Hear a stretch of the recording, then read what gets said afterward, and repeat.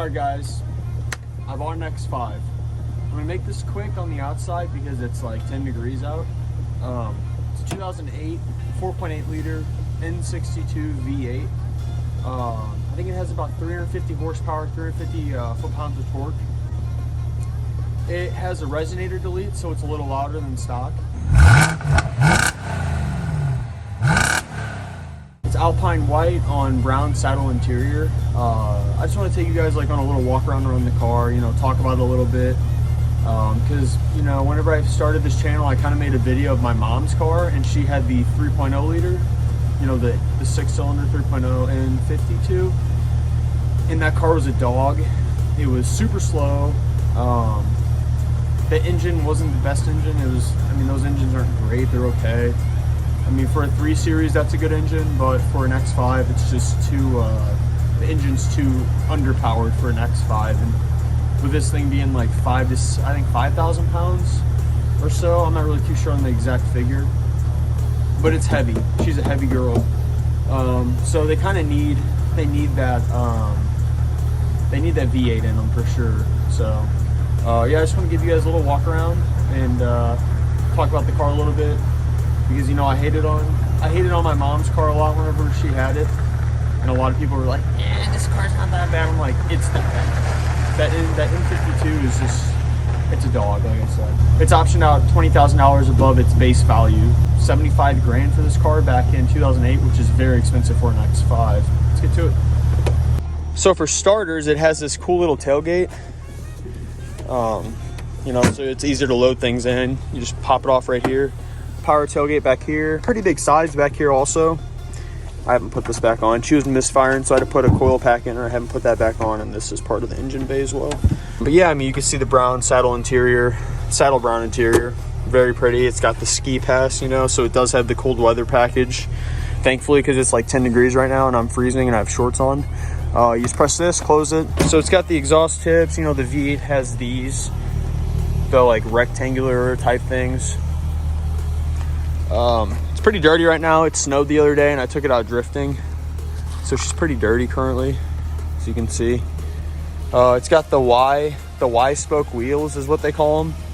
315s in the back, so they're super wide tires and super expensive, so thankfully they're brand new tires on them. I think the car looks amazing. It has the sport package, which adds on the, you know, the wheels, the bigger wheels, staggered wheels, and it adds on this little running board right here.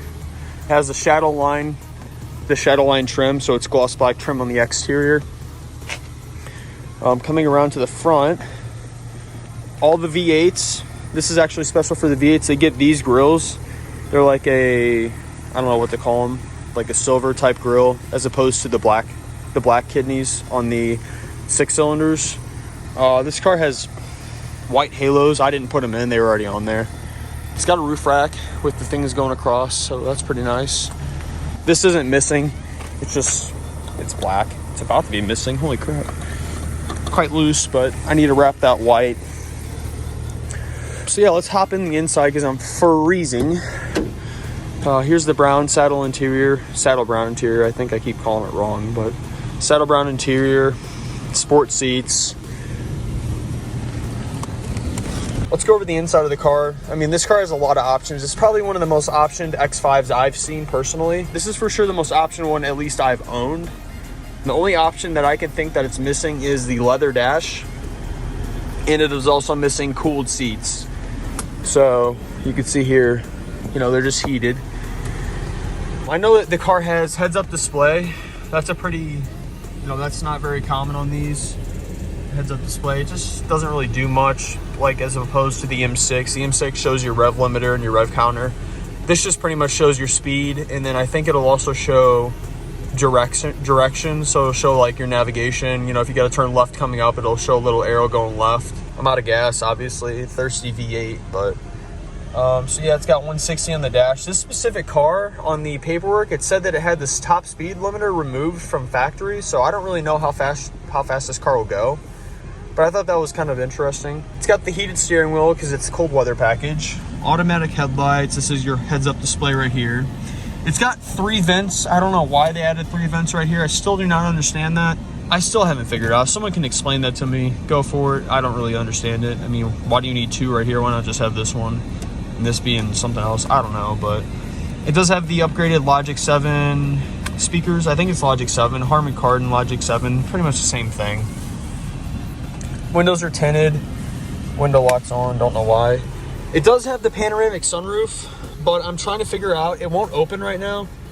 And so I'm trying to figure out why it won't open. It just clicks. So I'm not really too sure what's going on with that. Hopefully it's not anything crazy to fix it, but it would be nice to be able to open the sunroof open. I mean, you can see it's a pretty big sunroof. It currently has the resonators cut off.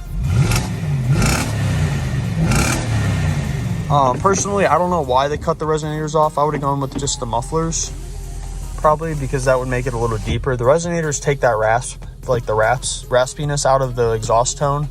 I'll do a couple little flybys right here.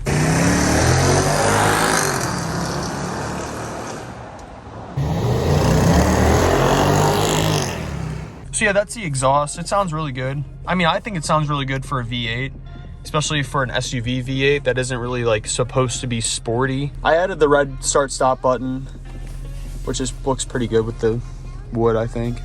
Kind of makes it pop out.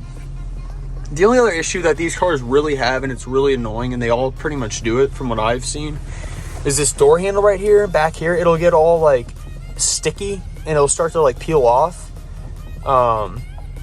My mom's car had it. It would be really sticky and it would peel off. I bought this little black piece on, this one was doing it, so I bought this black piece on Amazon for about 15 bucks. It came in like one day. Literally all you do is pop this part off right here, just this little piece right here. You pop that off and there's like a screw here, unscrew that one, and I think there's one more screw, like a smaller screw right here. Literally unscrew that, it literally just pulls right off, and you put the new one on and then pop this piece back on. You don't have to take the door off, you don't have to do any of that. I just thought I'd let everyone know that it's really simple to fix those door handles. Like, it literally took me probably 5 minutes to fix it, and it was like 15 bucks on Amazon. 15 miles left till empty. That's what you get for driving around in a big V8, big thirsty V8. The front shock is missing also, I forgot to mention that, so that's what you hear clunking around. I'm getting that fixed tomorrow, but yeah, I'd say this is the ultimate winter daily driver for winter. I drove it in the snow yesterday and it performed just like you would expect an all-wheel drive BMW to perform, if not better, probably. I don't know what you guys expect, but I tried to go doing donuts in a parking lot, which I did do some donuts in a parking lot, and the car wanted to just grip. It hardly even wanted to do donuts, even though it was, you know, snowing. It probably snowed about an inch or two. I mean, enough to, like, if I was in the M6, I would have been getting sideways all the way there. So this car, yeah, it's a tank in the snow, I would say. I think you would be pretty surprised at how well the car does in the snow. I wasn't too surprised because my mom's had a couple of them, but I've never had the V8 in the snow, which, you know, it's probably a little heavier engine. So it did pretty well for what it is. It's pretty happy with it. Let me get on a little bit so you guys can hear the V8.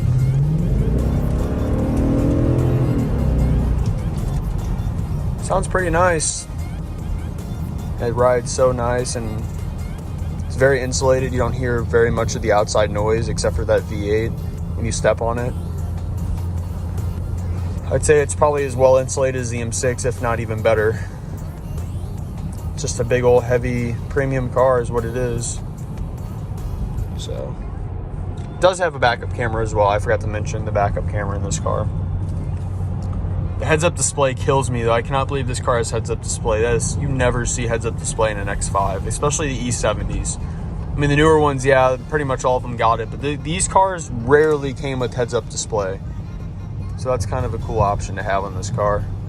Only if it had leather dash. That always looks really nice in here. I don't know if you guys have ever seen one with leather dash, but it looks fantastic. It looks super nice. All right, let's pass them.